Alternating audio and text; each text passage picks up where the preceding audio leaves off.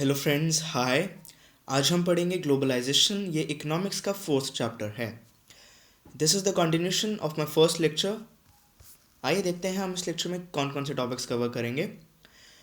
इसमें हम सबसे पहले पढ़ेंगे factors that have enabled globalisation, world trade organisations, impact of globalisation on India and the struggle for fair globalisation. आइए friends, पहले स्टार्ट करते हैं factors that have enabled globalisation से। ऐसे दो फैक्टर्स हैं जिनसे ग्लोबलाइजेशन को बहुत फ़ायदा हुआ।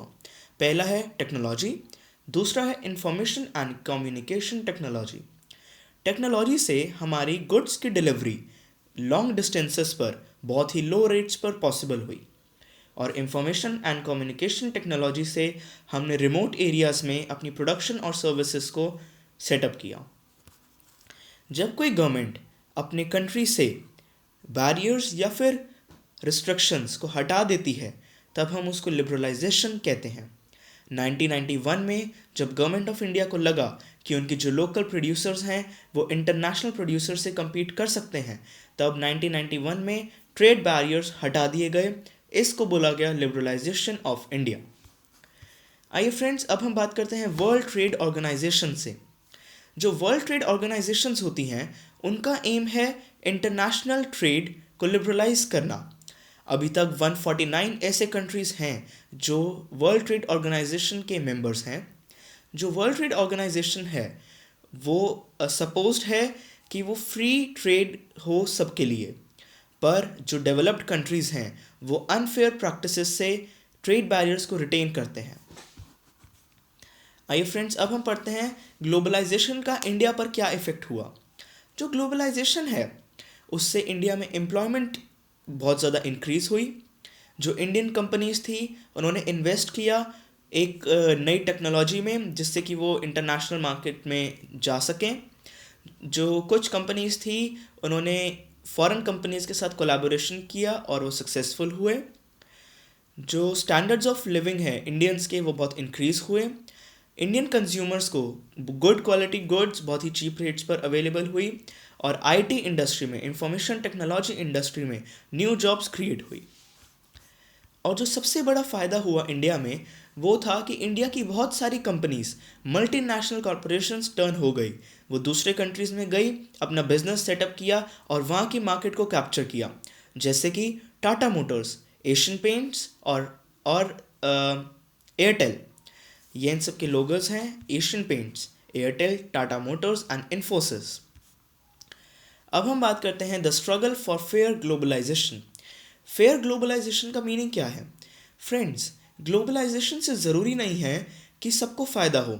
अगर 10 लोगों को फ़ायदा होता है तो 15 लोगों को ग्लोबलाइजेशन के थ्रू नुकसान भी होता है।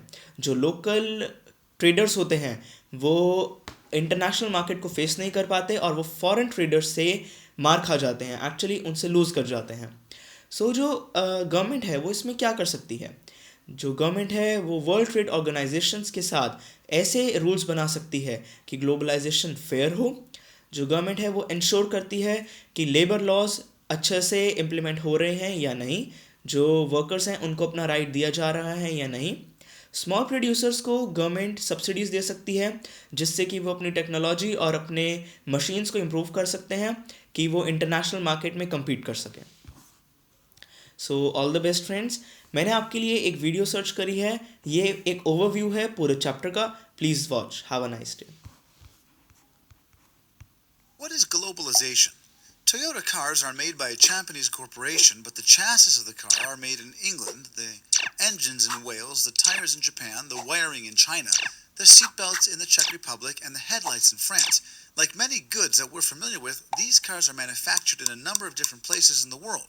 This is an expression of globalization. In 1986, global trade reached a scope of approximately 2,000 billion US dollars, and 10 years later, it reached 5,200 billion US dollars. As a result of this 260% increase, foreign-made products that were rarely seen in countries around the world prior to globalization became a common sight. Globalization is much more than international trade, global chains, and cheap goods. Globalization is a process where countries around the world are becoming closer in a number of areas. It influences people, immigration, employment, ideas, and knowledge. 21% of Canadians were not born in Canada. 69% of Kuwaitis are foreigners, and factories of international companies are built in various places around the world, employing numerous workers. Many goods are manufactured and sold identically around the world. Globalization changes the face of society, is the source of demonstrations and revolutions, presents us with faraway cultures, and even allows us to pursue justice around the world. The main economic expression of globalization is international trade, and it brings knowledge within reach, enriches our knowledge, and expands it. World trade has grown at twice the rate of the global economy since 1960, partly as a result of globalization in the financial markets, payments, injections of capital, and cross-border investments. Global trade has caused the rise of many world powers in history. Marco Polo in 1306, Columbus in 1492, Bretton Woods in 1945, and the fall of the Berlin Wall in 1989. In the long term, it is apparent that financial empires overcame military powers. In the late 20th century, global trade made China into the power that it is. With cheap manpower, China created an enormous export machine that many claim have harmed numerous industries around the world, such as the textile industry. The factors that drive globalization cannot be stopped.